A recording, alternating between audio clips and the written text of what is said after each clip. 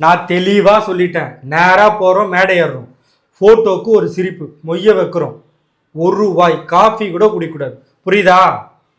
என்னங்க, என்ன இருந்தாலும் உங்க ரத்த சொந்தங்க.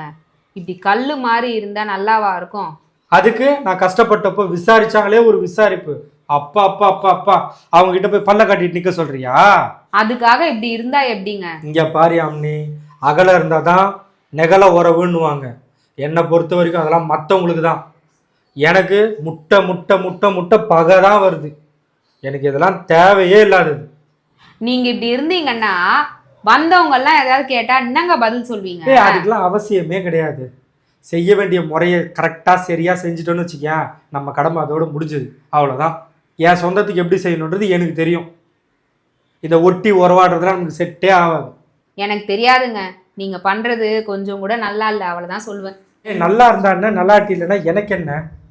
யார் வீட்டு சாப்பாட்டுக்கும் யாரும் போய் நிற்க போகிறது கிடையாது. ஊர் பார்க்குறாங்கன்றதுக்காக அண்ணன் தம்பி அத்தை மாமா பாசத்தை பொழிய நான் ஒன்றும் சினிமாக்காரன் கிடையாது. இதுதான் என்னோட இயல்பு. கேட்டால் முடிஞ்சா உதவி செய்ய போகிறோம், கூப்பிட்டாங்களா போய் வாழ்த்துவோம், அவ்வளோதான்.